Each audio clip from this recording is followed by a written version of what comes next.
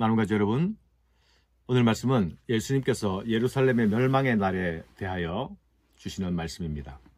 이 말씀은 제자들이 때와 징조에 대한 물음에 대한 답으로 주시는 말씀이죠. 그런데 예수님은 예루살렘의 멸망으로부터 시작해서 인자의 날, 즉 마지막 날까지 말씀을 이어가고 있습니다. 그러니 이 심판에 대한 말씀은 역사적 시점인 한 지점, 예루살렘 멸망의 순간만을 말씀하는 것이 아님을 알 수 있습니다. 심판에 관하여 과거와 현재, 미래를 관통하시며 주시는 말씀입니다. 예루살렘은 주전 63년에 무시무시한 로마 군단의 침탈을 경험했습니다. 그래서 이 말씀을 듣는 사람들은 예수님이 하시는 말씀을 쉽게 상상할 수 있었을 것입니다. 하지만 그 일은 과거만의 일이 아니라 앞으로 또 곧 닥치게 될 일이기도 합니다. 실제로 추후 70년 예루살렘은 로마의 대군단에 의해서 몰락하게 되죠. 그들은 예루살렘으로 진격해 들어와서 군대로 포위하고 토성을 쌓고 진격하여서 학살을 자행하게 됩니다. 예수님은 이 이루어질 일들을 그림처럼 상세하게 말씀하시죠. 멸망의 때에 예루살렘은 군대에 의하여 에워싸이게 되고 최후를 맞게 될 것이라 하십니다.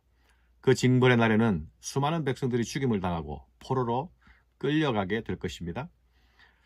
이 예루살렘의 멸망 상황이 바로 마지막 때와 연결되고 있습니다. 이방인의 때가 차고 마지막 때가 오게 되면 하늘과 땅이 힘을 잃고 혼란에 빠지게 된다 하시죠. 마침내 인자가 구름 중에 임하실 거라 말씀하십니다. 이때는 세상의 심판이 임하는 때이죠. 또한 성도들에게 구원이 임하는 시간일 것입니다.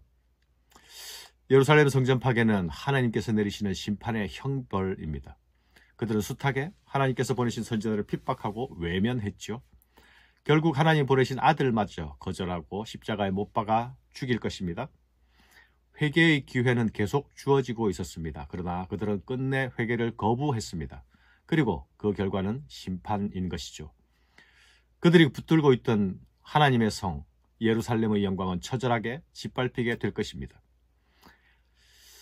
예고 없는 심판이 없고 이유 없는 심판도 없습니다. 오늘 우리 한국교회의 현재 위치는 어떠할까요?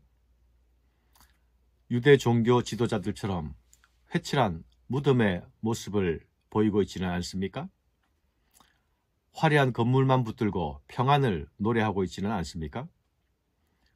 우리 가운데 주의 말씀이 분명히 살아 있습니까? 교회와 성도는 고아와 과부와 같은 약자들을 품고 가고 있습니까? 예루살렘 성전 멸망은 악인에게 임할 진노의 날이 다가오고 있다는 한 사인일 뿐입니다. 장차 올 그날의 심판은 예루살렘이 겪는 일과 비교할 수 없을 것입니다. 하나님의 아들을 배척하고 거부한 자들에게 그 심판의 날은 다가오고 있습니다. 여호와의 날, 주의 구원이 임하는 날, 그날이 그들에게는 심판의 날이 될 것입니다. 심판의 날에는 불의한 자들과 교만한 자들이 큰 두려움과 낭패를 당합니다. 그들이 가진 권력이나 부가 자신들을 구원하지 못할 것입니다. 소돔과 고모라에서 도망 나와야 살 수 있듯이 그것으로부터 도망 나와야 합니다. 악의 도성에서 빠져나와 하나님의 도성으로 피난해야 합니다. 하나님의 사랑 안에, 예수님의 은혜 안에, 성령님의 인도 아래 있는 자들만이 그날의 두려움에서 피할 수 있을 것입니다. 그때에 사람들이 인자가 구름을 타고 능력과 큰 영광으로 오는 것을 보리라. 이런 일이 되기를 시작하거든 일어나 머리를 들라. 너희 속량이 가까웠느니라 하시더라. 무시무시한 멸망에 관한 이야기 끝에 성도들의 구속에 대하여 말씀하시지 않습니까? 인자의 임함은 그를 거부한 자들에게는 두려움의 날이지만 그분을 주로 모신 자들에게는 위로와 소망의 날이 될 것입니다. 인자가 구름을 타고 라는 표현은 마치 손오공이 권도원을 타고 다니는 모습을 연상시키지 않습니까? 그러나 이 구름은 단지 운송수단이라기보다는 영광의 임재를 상징하는 표현입니다. 그러니 구름 가운데 능력과 영광으로 오는 것을 보리라로 읽는 것이 좋겠습니다.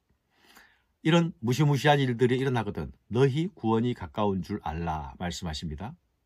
환난 중에 인내하며 믿음을 지킨 성도들은 그날에 구원의 날을 보게 될 것입니다. 이런 일이 시작되거든 일어나 머리를 들라 하십니다.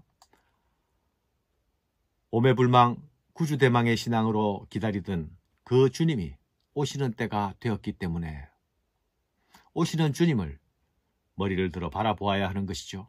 사랑하는 여러분, 마지막 때에 관한 일을 아는 것보다 더 중요한 일이 있습니다.